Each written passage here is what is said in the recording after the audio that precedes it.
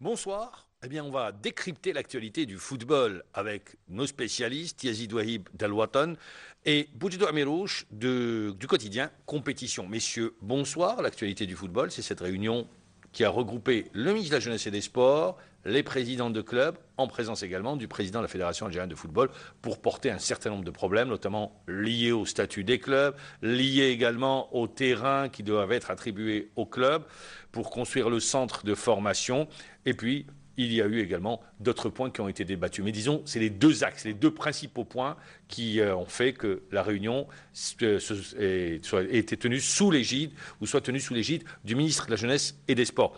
Alors, est-ce que vous pensez que ce statut particulier demandé par les présidents des clubs a des chances d'aboutir? Bonsoir Mammar. Hier, lors de la réunion, selon les informations qui nous sont parvenues hier, le ministre a tracé le cadre du débat.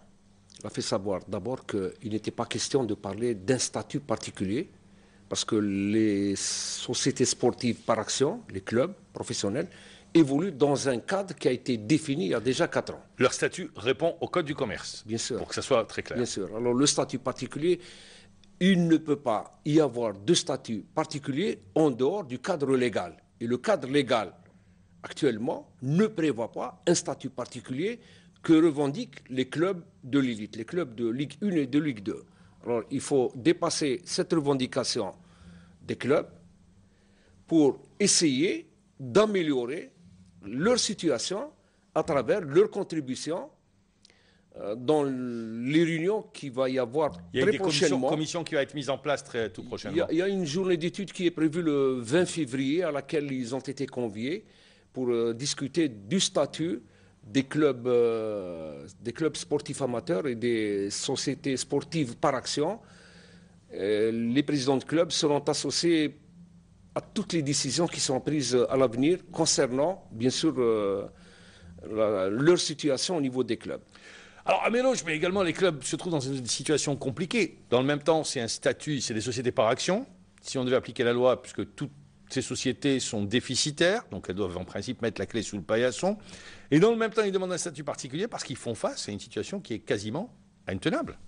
Exactement, Mammar. Cette revendication, à mon sens, est légitime.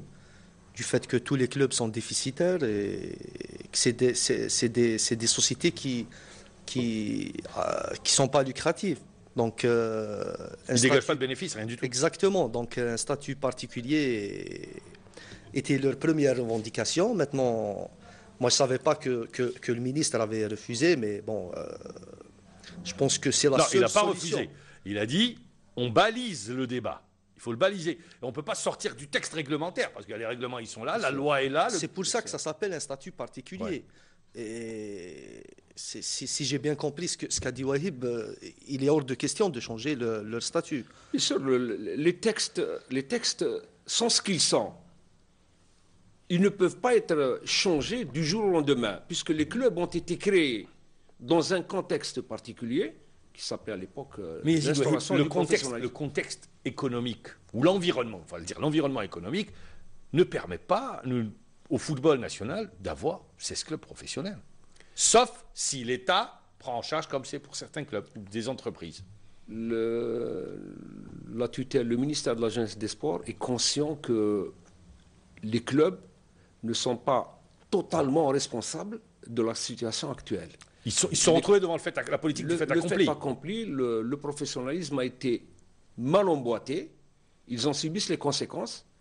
La démarche des pouvoirs publics est d'essayer à l'avenir d'y remédier par des petites touches pour que dans peut-être 3 à 4 ans, le professionnalisme puisse s'exercer de manière efficiente. Mais pour l'instant, la revendication des clubs ne peut pas être satisfaite.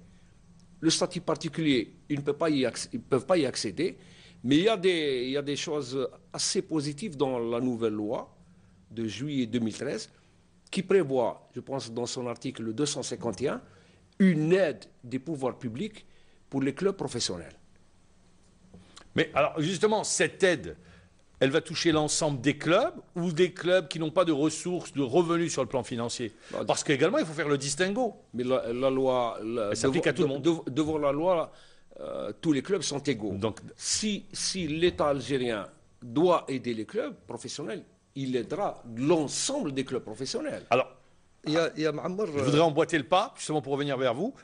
Et Yazid Ouahib a raison de le dire. Devant la loi, tous les clubs sont égaux. Mais dans le même temps, les présidents de clubs disent non, attendez, il y a 4 clubs qui ont eu des... justement, qu'on a aidés à travers... Justement, c'est pour ça leur d'ailleurs prise en charge par des entreprises publiques. Après la réunion avec le ministre, les présidents se sont réunis entre eux, sans le ministre et sans le président de la FAF. Et ils ont discuté un peu de leur assemblée et justement ils voulaient parler, c'est-à-dire parce que les clubs, ce dont a besoin l'USMA, c'est pas comme un autre club ou la JSK, c'est-à-dire chacun ses problèmes. Spécificité. Voilà, chacun ses problèmes. Donc on a voulu unifier leur Mais il doit y avoir un revendications. dénominateur commun. Il doit y Mais avoir quand un même, dénominateur commun à tous les clubs. il y a eu quelques acquis. Par exemple, le ministre s'est engagé à ce que les clubs ne payent pas d'impôts pendant les 5 prochaines années pour les aider.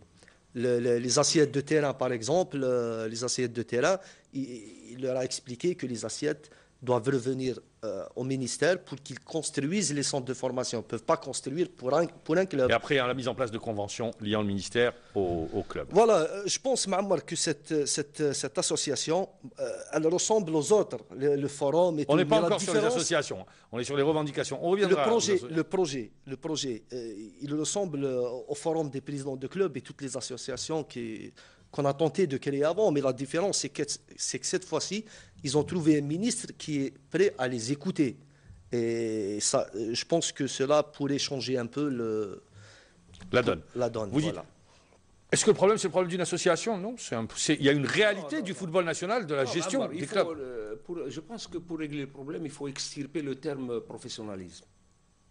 Il faut revenir à Et comment on va l'appeler? peut-être une autre appellation, mais ne pas parler de professionnalisme, parce que si les clubs, par exemple, sont exonérés d'impôts, à l'instar des petites entreprises ou des coopératives qui sont exonérées d'impôts pendant une durée, 3 ans, 4 ans. Mais pour ces entreprises, 3 ans, 4 ans, c'est peut-être suffisant pour ensuite voler de leurs propres ailes.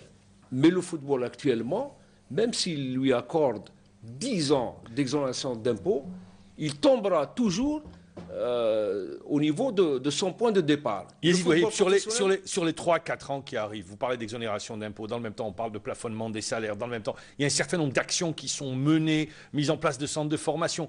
Est-ce que cela justement ne va pas amener les clubs à être mieux structurés et à pouvoir, pas tout de suite, pas dans les 2-3 ans, mais sur un peu plus longtemps, sur un long terme, dégager de l'argent? Même l'organisation, elle est indispensable. Les télés qui arrivent, je pense qu'il va y avoir de la concurrence également sur les droits de télévision.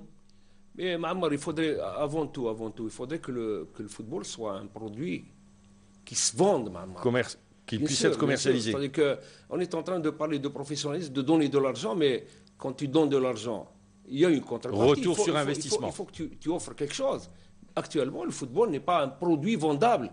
Le jour où il le sera, peut-être que les annonceurs viendront en nombre pour acquérir des droits. Mais pour l'instant, on n'entrevoit pas cette solution. Le capital des clubs a été largement consommé déjà, rien qu'avec les Bien salaires sûr, de joueurs. s'il y a une conformité par rapport au texte, les clubs en tant que SPA sont régis par Code du le commerce. registre de code de commerce. Automatiquement, ils sont en cessation de paiement, ils sont en situation de faillite. Les solutions plutôt, doivent venir du côté des clubs, et des pouvoirs publics et des partenaires. Mais est-ce que les clubs sont en train de faire l'effort nécessaire pour répondre à la situation de crise qu'ils sont en train d'affronter? Vous pensez que non? Je pense par exemple le chapitre salaire, qui a été très très mal négocié par les clubs. Le chapitre salaire, il faut dire que c'est budgétivore. C'est 95% du budget d'un club. C'est un boulet qui pratiquement qui plombe la gestion des clubs. Un club professionnel, c'est une entreprise qui doit axer tous ses efforts sur un truc de rentabilité. Ce n'est pas le cas aujourd'hui. Un club professionnel qui ne cesse de demander l'aide et le soutien des pouvoirs publics à travers des subventions. C'est pas possible. Ça peut durer une année, ça peut durer 5 ans, mais ça ne peut pas durer éternellement. Vous pensez qu'on est obligé de revenir un petit peu ce qui se faisait par le passé? Il y a eu pour 4 clubs, la Sonatrach a pris en charge à travers ses filiales 4 clubs.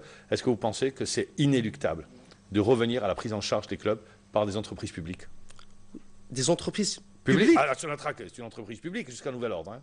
C'est revenir À la réforme. en arrière. Je ne pense pas que ce soit la solution. Je pense que les présidents de clubs doivent d'abord, je vais reprendre une expression que Yazid Ouahib utilise beaucoup, de balayer devant leur porte.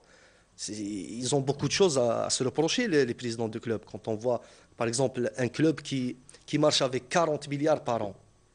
Le budget de fonctionnement est de 40 milliards. 40 milliards, 50 milliards. Il y a même des clubs qui marchent avec 60 milliards. On peut faire beaucoup de choses avec 60 milliards. C'est-à-dire que des 60 milliards, 50 milliards, c'est des salaires. C'est pas normal. Et après, ils vont demander les subventions, ils vont demander ça. D'accord. Donc vous dites, vous, c'est pas la solution. Le problème, il est dans la gestion. Il faut d'abord que les présidents, c'est-à-dire règlent les problèmes qu'il y a dans leur club. Après ça, ils peuvent aller demander. On ne peut pas demander, de toute façon, les subventions de l'État, Voilà. on ne peut pas les demander. C'est pas possible, parce que l'État ne va pas donner de l'argent à une entreprise privée. C'est pas possible. Alors je vais rebondir. L'association, pour vous, l'association, pourquoi cette association? La Ligue professionnelle, elle n'est pas censée porter les problèmes des clubs? Ou sinon, c'est l'échec de la Ligue? Je reviens à cette question parce que on reste étonné sur la décision prise par les clubs de mettre en place une association. La création des associations au niveau du football en Algérie a toujours été une réponse à une crise. À chaque fois qu'il y a un problème, qu'il y a une crise, on nous ressort... c'est la 3e ou la 4e, hein, bien sûr, et ça intervient à chaque fois quand il y a une crise. Bon, les présidents de clubs, ils sont libres de se constituer en association. Mais ils ont la Ligue professionnelle, c'est ce que je ne comprends pas. Il faut peut-être leur demander les véritables objectifs de la création d'une association. Pourquoi ça n'a pas existé quand le professionnalisme a été lancé? Je pense que c'est une réponse à une situation donnée. Les clubs sont en crise aujourd'hui. Et la Ligue ne répond pas. Ah, la Ligue. C'est ça. Mais la Ligue n'est pas là pour régler les problèmes financiers des clubs. La Ligue, elle est là pour mettre en place un programme technique. Pas pour régler les problèmes techniques, mais pour porter les préoccupations, pour essayer de trouver des solutions, pour vendre mieux peut-être les droits de télé, pour trouver d'autres sources de financement pour les clubs. C'est ça, la Ligue. Non, la Ligue sa première mission, c'est d'organiser la compétition et de veiller à son bon déroulement. Bon, si elle peut aider, à la limite, par exemple, négocier les droits de télévision, c'est bien, mais ce n'est pas son rôle, Mamar. La négociation, ce n'est pas le problème de la Ligue. Le naming, par exemple, bien sûr. Elle pourrait le faire. Bien sûr, mais il y a tellement de choses qui manquent. La Ligue... si elle arrive à gérer la compétition pendant 10 mois, c'est déjà bien. Ah, donc ça veut dire que vous réduisez le rôle de la Ligue à une commission, quoi. Pas plus, de gestion de compétition. La Ligue n'est pas là pour gérer les clubs, Ma'amar. Les clubs ont été créés, notamment les clubs professionnels, pour répondre à une demande ou à un besoin. Mais pour trouver des sources de financement également qui peuvent aider les clubs. Ça peut le faire, la Ligue. Ah, elle peut le faire uniquement dans un domaine, celui de négocier les droits, parce que les clubs ne peuvent pas vendre individuellement leurs droits. Il y a ça, il y a le naming de la compétition, oui, ça peut sûr, se faire. Bien sûr, la compétition. Oui, d'accord, donc c'est pour ça. La Ligue 2, qui n'a aucune visibilité, on ne voit pas la Ligue 2, par exemple, sur les droits télé. Amar, un club professionnel, partout dans le monde, les clubs professionnels, la quote-part la plus importante provient des droits de télévision. Ensuite, il ne faut pas oublier le capital que représentent ces clubs à travers leurs joueurs, l'entrée au stade, les tickets, la vente des tickets. Le merchandising. Ça n'existe pas. Chez nous, ça n'existe pas. Nous sommes loin encore. On est loin, d'accord. Le problème du capital que représente l'effectif. Les rentrées d'argent à travers la vente de billets lors des jours de match. Les clubs sont déficitaires dans ce domaine. Parce qu'il faut mettre en place toute une organisation pour que les clubs puissent bénéficier de plus d'argent. Et pour cela, il faut peut-être rénover pratiquement tous les stades offrir des stades, Les des stades bijoux pour que les gens ne répondent plus aux normes. Justement, à propos des stades... C'est l'une des premières sources d'un club professionnel. L'entrée au stade, le ministre hier a proposé aussi à ce que les stades, les OPOV et les stades communaux soient sous la gestion des clubs. Il ne peut pas. Pour les stades, pour les communes, il ne peut pas. Il peut que pour les OPOV. Non, mais les communes, ça lui échappe. Il a promis de négocier avec l'intérieur. Avec les responsables. Ministère de l'Intérieur. Voilà, pour justement donner la gestion des stades au président. Il y a des présidents qui ont salué l'idée, mais il y a des présidents qui ont refusé. Ça coûte cher la gestion d'un stade, ça coûte très cher. Exactement. Mais à la loi, c'est-à-dire que c'est un vœu pieux, donner la gestion du stade à un club, peut-être le jour du match ou la veille le jour du match.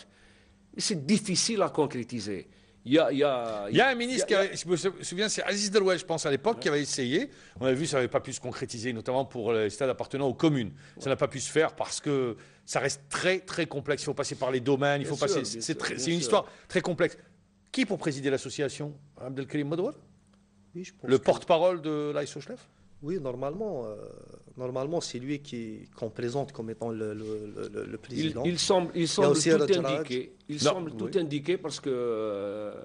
François Hannachi a refusé, comme étant le doyen, il a refusé de présider l'association. Je pense que si les clubs doivent élire un des leurs à la tête de la future association qu'ils vont créer, Modouar... est en pole position. Et je pense que...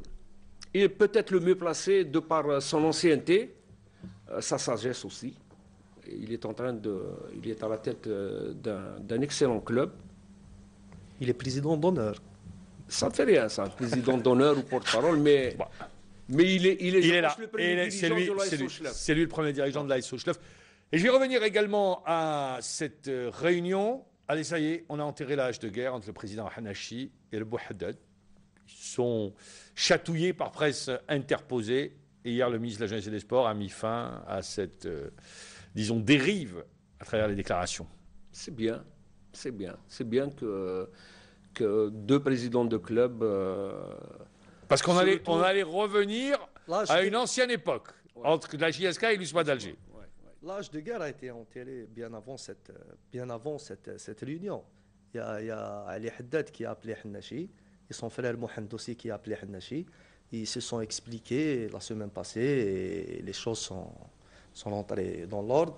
Après, hier, c'était l'occasion, les deux hommes se sont rencontrés, se sont embrassés. Enfin, c'est fini, on a enterré l'âge de guerre. En revanche, messieurs, ce week-end, je ne sais pas si vous avez vu cette image dans la presse d'un international, Houssine Achiou, visage ensanglanté, avant le coup d'envoi d'Azmodoran USM Belabès.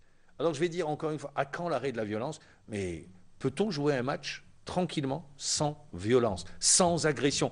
Et c'est vrai qu'on parle de Houssine Achiou, mais les infos qui nous parviennent d'intimidation avant le coup d'envoi d'un match, c'est sur beaucoup de nos stades. Alors, où sont les délégués? Où est le service d'ordre? Il y a une complicité à tous les niveaux. Pour que des actes aussi barbares que celui qui s'est produit vendredi à Oran, avec l'agression de Houssine Achiou, est impardonnable. Houssine Achiou, comme tous les joueurs, comme tous les footballeurs, se préparait à jouer un match de football. Il a été agressé. Il a été diminué physiquement. Il faut que ça cesse. Mais ça ne peut pas cesser il suffit pas uniquement à travers des discours ou des banderoles. Comme vous l'avez dit tout à l'heure, c'est un vœu pieux. Bien sûr, il faudrait qu'il y ait une vraie volonté d'éradiquer ce phénomène de la violence pour un HU, dont l'agression a été médiatisée.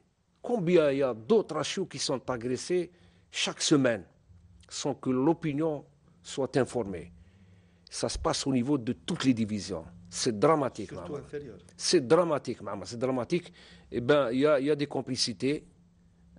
Il y a une forme de démission. Moi, je me souviens de Saïda Usma d'Alger. On se rappelle ce qui s'était passé. Ça a été médiatisé parce qu'il y avait c'était la Ligue 1. Il y a Houssine Achiou, ancien international, mais il a raison. Il doit le dire. Pour un Achiou, comme il y a d'autres joueurs qui se font bien agresser avant le coup d'envoi d'un match, est-ce que ça va s'arrêter? Vous le dites. Qu'est-ce qu'il faut faire? Vous dites, ça suffit des slogans halte à la violence, parce que ça ne fonctionne pas du tout, halte à la violence. On balance 2 enfants sur un terrain avec une banderole. Ou des discours des présidents de clubs qui, eux-mêmes, des fois, ce cas, je n'ai pas dit tous, hein, mais eux-mêmes, des fois, eux sont à la base de tels comportements. Bien sûr, bien sûr, bien sûr. Ces actes de violence, ils sont souvent commandités par les responsables de clubs, Mamar. C'est une forme d'intimidation. La politique. Qu'est-ce qu'il faut faire? Qu'est-ce qu'il faut faire? Il faut du temps, il faut une stratégie, où il faut impliquer tout le monde. Et les responsables du football doivent s'impliquer davantage. On ne les entend pas, les responsables du football, sur de telles agressions. C'est pas eux qui agression sont agressés, Mamar. L'arbitre, lors d'un match à Khanchla, un autre arbitre dont vous avez cité, Skikda, cette semaine.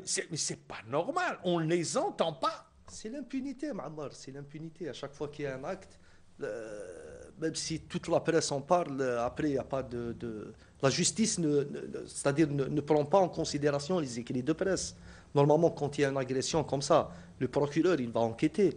Il va incriminer le responsable. Dans le cas d'Achiou, par exemple...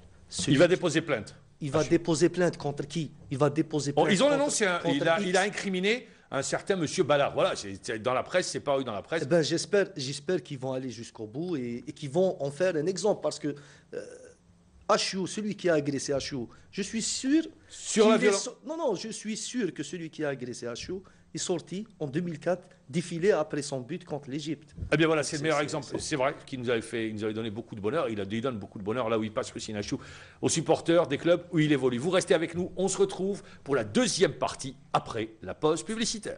Eh bien, on repart sur la deuxième partie d'émission. On va rester sur la violence.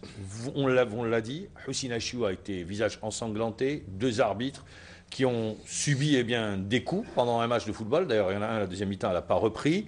On a vu, par exemple, on va prendre des exemples. Pas plus tard que ce week-end, en France, lors du match entre Nantes et Lyon, on a vu le geste d'un joueur avec le ballon.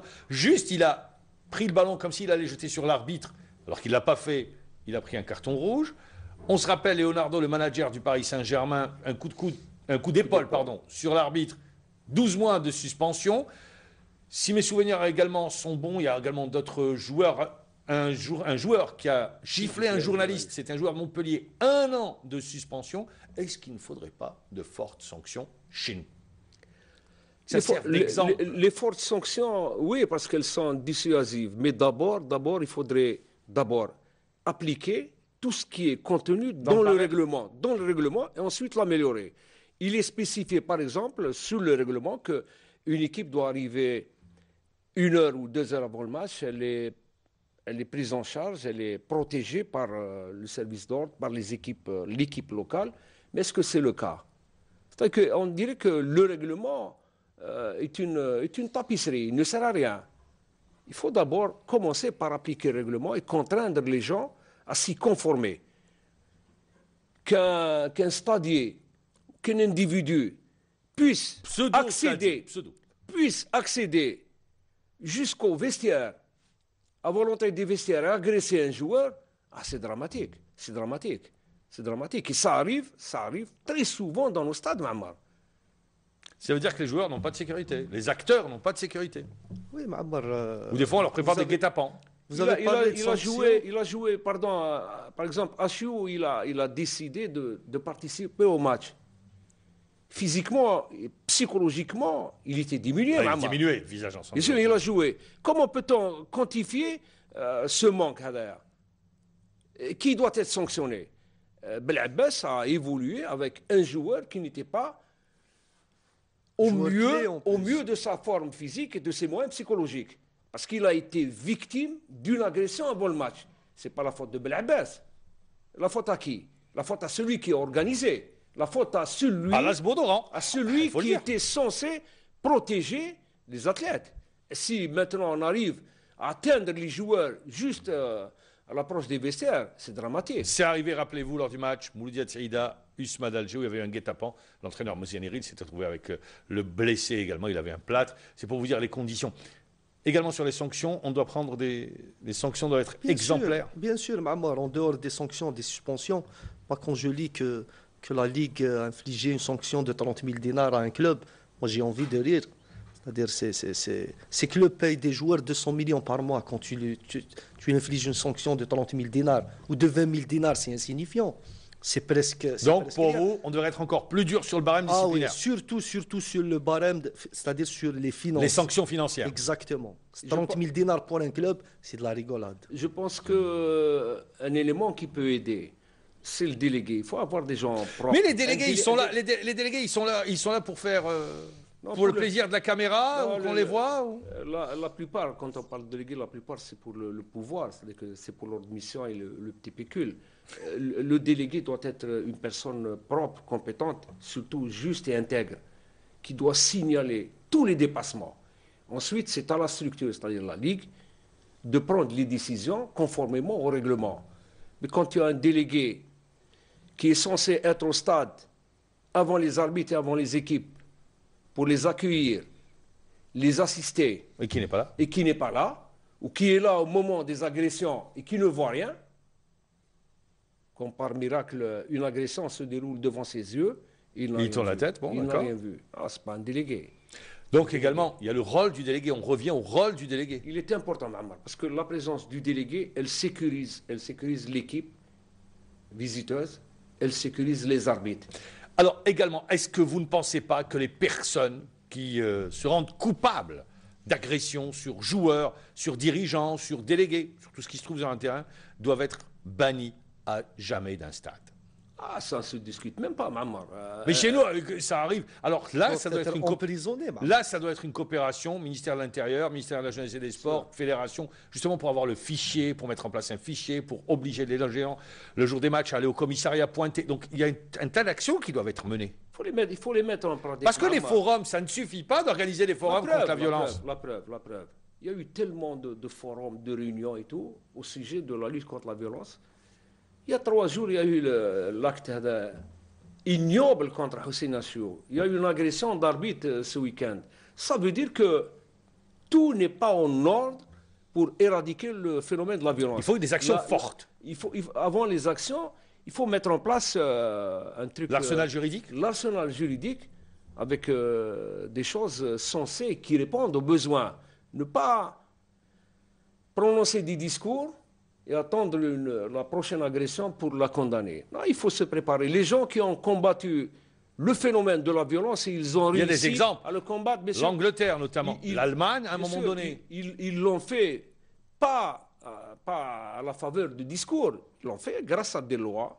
Et surtout aux actions. Bien sûr, aux actions sur le terrain, des actions quotidiennes, avec bien sûr un truc coercitif, la sanction qui sied à l'acte.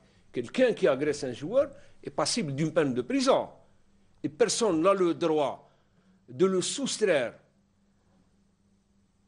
à la police qui est sur place, oui, au plaignant. Quelqu'un qui agresse un joueur doit être arrêté sur place et présenté à la justice le lendemain. Voilà, il y a aussi Ma'amar, les clubs qui... Pour clore le sujet. Exactement, il y a les clubs complices qui emploient des voyous. C'est ce qu'on appelle les pseudo-stadiers. Voilà, qui les font entrer sur les stades et leur mission, c'est d'intimider l'adversaire. Il y a des stades dangereux, tout le monde connaît les stades. Là, moi, je ne connais pas. Donnez-moi un stade dangereux, par exemple. Ah, il y en a beaucoup. Donnez-moi un stade dangereux. Vous dites presque tous. Lorsqu'il y a un match en jeu, ça devient dangereux. Ça devient dangereux. Ça devient dangereux, même. Ça devient dangereux. À la limite, infréquentable. Et ça ne cesse de s'amplifier. D'accord, donc c'est pour dire action forte. C'est pour dire également qu'aujourd'hui, il doit y avoir une concertation entre les différents acteurs pour éradiquer cette violence.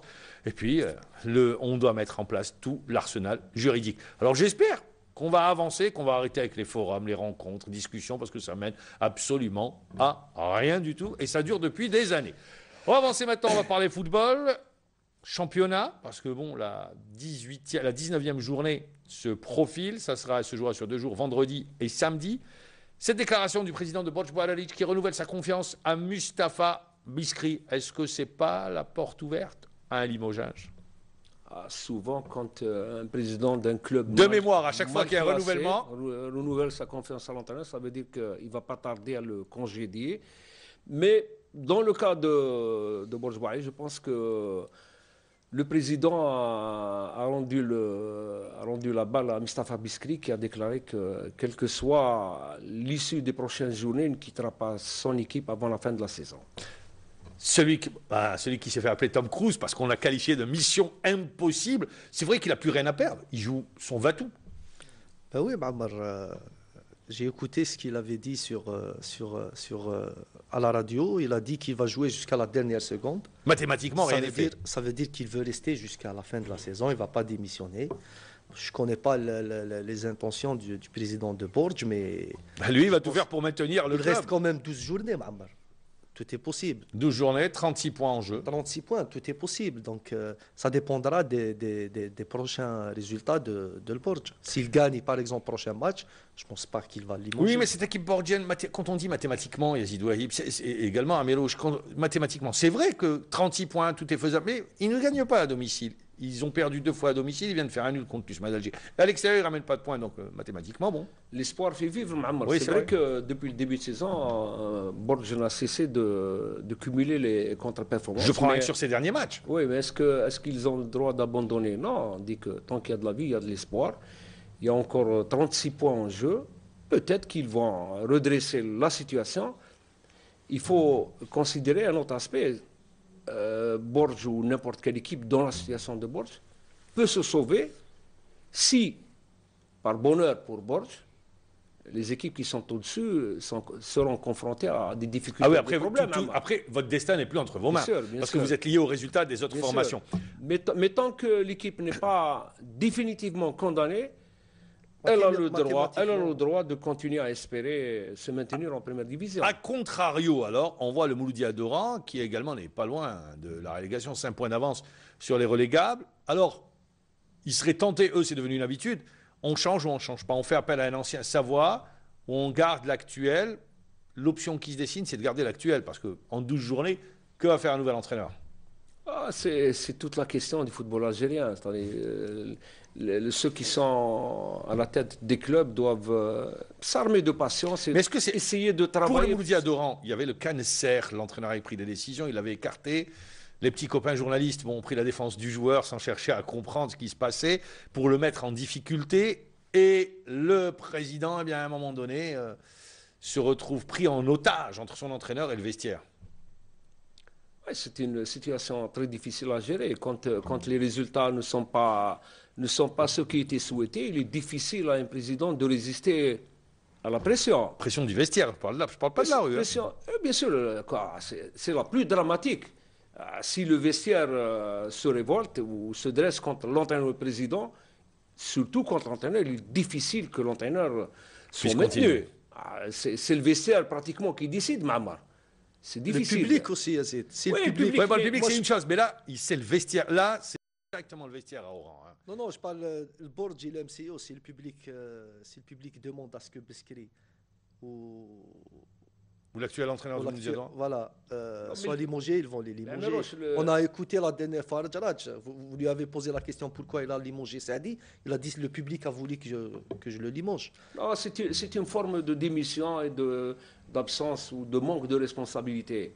Le public, il a son rôle et la direction ou le comité a son rôle, mais surtout ses responsabilités. Et là, je pense que sur l'histoire du public, le public ou les supporters, ça également, il y a le revers de la médaille. Je vais m'expliquer, je vais vous poser la question. C'est qu'il y a certains présidents de clubs, ou disons, pour ne pas dire la plupart, jouent avec les comités de supporters. Des fois, ils font dans la manip. Et des fois, ça se retourne contre eux. Et les comités de supporters ont une aura beaucoup plus importante et prennent des décisions.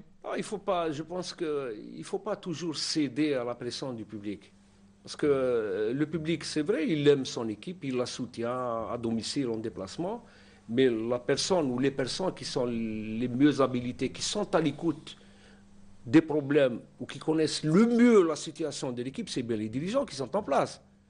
S'ils cèdent à la panique, c'est plus un club. C'est plus un dirigeant aussi. C'est plus un club.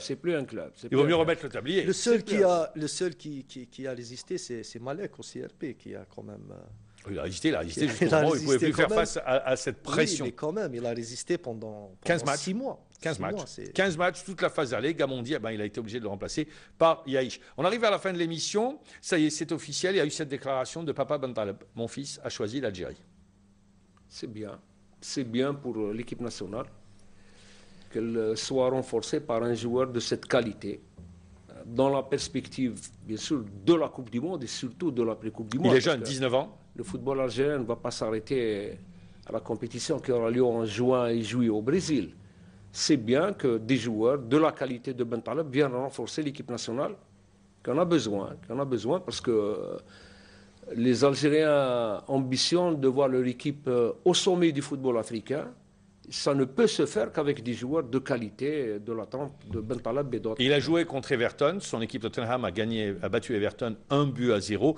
Bentaleb qui arrive et déjà, on l'annonce, c'est ce qui ressort des différentes informations que nous avons, qui sera présent, convoqué pour le match du 5 face à la Slovénie, du 5 mars. C'est ce qui a été prévu, Ma'ammar, dès le début. C'est pourquoi le président a accéléré les négociations, c'est pour qu'il soit présent. On a 3 matchs amicaux. Et s'il doit aller au mondial, il faut qu'il joue les 3 matchs. Et ça sera insuffisant. Il faut aussi qu'il gagne sa place d'abord. On parle de Bentaleb, c'est vrai qu'il joue à Tottenham, mais il y a d'autres joueurs quand même qui... Moi, j'ai vu Yebda avant-hier contre Udinese contre Chievo Vérone. Il était bon, Taider aussi joue. Donc les places sont chères, il faut qu'il gagne sa place. Un joueur qui arrive alors qu'il n'a pas fait les éliminatoires Coupe du Monde, Coupe d'Afrique des Nations, c'est toujours compliqué à gérer dans le groupe. Non, au niveau de notre mentalité, Ma'ammar. Au niveau de notre mentalité, c'est difficile parce qu'on ne conçoit pas... Si j'ai bonne mémoire, Yazid Ouahib, dans les différentes générations, à chaque fois, il y a eu ce type de problème qui se pose. Quand un joueur arrive sur la fin. Mais Ma'ammar, est-ce que quelqu'un a le droit de refuser à un joueur comme Bentaleb ou quelqu'un d'autre? Oui, on a pris Bentaleb parce que c'est le dernier qui arrive. Bien sûr, s'il est sélectionné, il est sélectionné sur ses qualités d'abord, Ma'ammar. Il est sélectionné sur ses qualités. S'il peut apporter un plus, je pense qu'il peut apporter un plus. Il ne faut pas sortir ces histoires de... Il faut donner la priorité à ceux qui ont fait la campagne des éliminatoires. On parle de football, Ma'ammar. Le meilleur, au moment venu, doit jouer.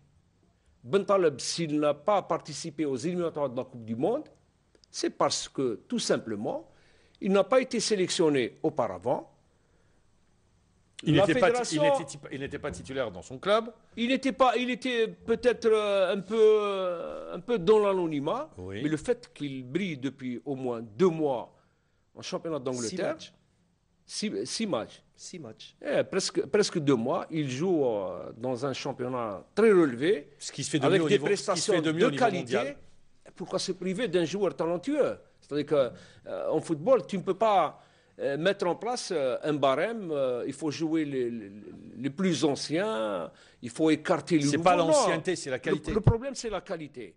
Est-ce que l'équipe nationale peut profiter du talent de Bentaleb en Coupe du Monde, oui ou non? De la réponse à cette question dépendra la suite de sa carrière en équipe nationale. En plus, c'est différent de 2010, Ma'ammar. 2010, c'était 7 joueurs.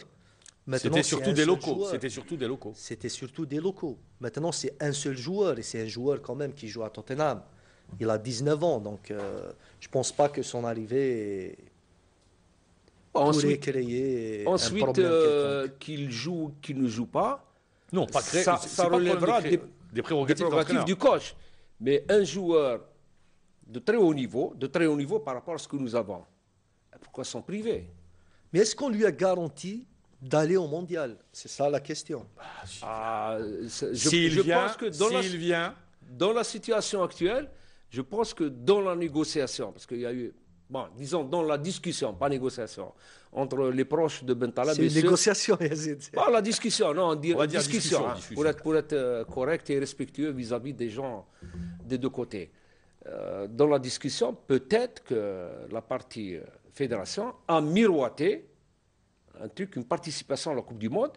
C'est une carte pour attirer le joueur, parce qu'il ne faut pas oublier que Willy Sagnol était parti il y a deux fédérations qui voudraient bien le récupérer, non pas pour la Coupe du Monde à venir, mais peut-être pour l'avenir. Et c'est une carte entre les mains de la fédération. Pourquoi s'en priver? Elle a toutes les raisons de la jouer pour attirer le joueur. Lui dire que si tu acceptes, on juge que tu as des qualités pour faire partie du groupe. Je ne pense pas qu'il... Mais soit il veut venir, soit il veut Non, pas mais ça y est, venir. il est venu, ça y est. Après, Marmar, il a donné son accord. Oui, il a à donné son travers accord. Ça y est, il y a père. une déclaration du papa qui a été aujourd'hui dans la presse. Déclaration du... Non, Yazid dit que la FAF a utilisé la Coupe du Monde pour l'attirer. Mais sinon, quel autre argument on va donner aux joueurs? Et on n'a pas besoin de lui. Là. Soit il veut venir, soit il ne veut pas venir. Je pense qu'on n'a pas posé le débat, je ne sais pas si vous êtes d'accord avec moi ou pas, le débat sur il aime l'Algérie ou il n'aime pas l'Algérie. Il est algérien, mais a le choix sportif après. Restons sur le terrain du sport. Non, je ne parle pas de son algérianité. Oui. Je parle de sa volonté de venir. Moi, j'avais posé une question à Sofiane Faroli, justement, en Coupe d'Afrique. Je lui ai dit, ben, cet échec peut-être va dissuader les jeunes joueurs à venir jouer pour l'Algérie. Sa réponse était, soit ils veulent venir, soit ils ne veulent pas venir. Il était clair. Améroche, avant. Pourquoi monnayer Avant, son pas monnayer, acceptation? Améroche. Il faut revenir en arrière. Il y a un contexte. Hein. À la fin des années 70, la fédération a commencé à faire appel à quelques professionnels qui étaient nés à l'étranger. Natouri qui a été le premier. Bon, à venir renforcer l'équipe nationale, jouer en équipe nationale. Il y a eu la période de 80. Il y avait des problèmes à l'époque. Il y avait des problèmes au niveau de l'organisation. Beaucoup de professionnels de l'époque se plaignaient de l'absence d'organisation et du sérieux de la fédération. Depuis les années 2000, la fédération s'est bien organisée. Quand le président de la fédération, le sélectionneur ou un membre de la fédération prenait attache avec un joueur, il y avait toujours cette idée, cette impression que les joueurs étaient un peu réticents à venir parce qu'à chaque fois, il avait en mémoire les déboires qu'avait vécu le René pour venir. Un joueur convoqué, il se présente à l'aéroport, il ne trouve pas son billet. Aujourd'hui, c'est plus le cas. Aujourd'hui, c'est plus le cas. Aujourd'hui, c'est plus le cas. La fédération s'est prémunie, elle offre toutes les conditions, toutes les bonnes conditions et toutes les garanties d'une prise en charge de l'international quand il vient jouer en équipe nationale. Son billet, son assurance, il arrive. Les primes de match. Quand il repart chez lui, il repart dans les délais. Mais on ne promet pas une Coupe du Monde. Ça, c'est le prérogative de l'entraîneur. Mais si l'entraîneur juge qu'il n'a pas sa place, alors que le président lui a promis une place au mondial. Alors, la politique de la fédération. Oui. On va terminer sur ça parce qu'on arrive à la fin de l'émission. La politique de la fédération, c'est d'attirer le maximum de bons joueurs algériens qui jouent à l'étranger. Bien sûr, peut-être que la philosophie, la stratégie de l'entraîneur, elle est un peu différente parce que lui, il ne compte que sur ce qu'il a. Peut-être qu'il ne va pas accepter que Total soit... On arrive à la fin de l'émission. Ce qui est sûr, c'est que, comme vous venez de le dire, pour résumer, nul ne peut assurer une place de titulaire aux joueurs, mais qu'il fasse partie du groupe. Et la Coupe du Monde est un atout qui permet d'attirer les talents vers l'équipe d'Algérie. C'est un débat. Il y a des fédérations qui recrutent des joueurs avec de l'argent, qui leur changent leur nationalité en contrepartie d'argent. De milliers de dollars. Heureusement, ce n'est pas le cas. Heureusement, ce n'est pas le cas chez nous. Merci Yazid Ouahib, je rappelle, journaliste au quotidien Al-Watan. Merci également à Améroche Boujadou, journaliste au quotidien Compétition. Merci d'avoir été avec nous. Je vous dis au revoir et je vous donne rendez-vous demain.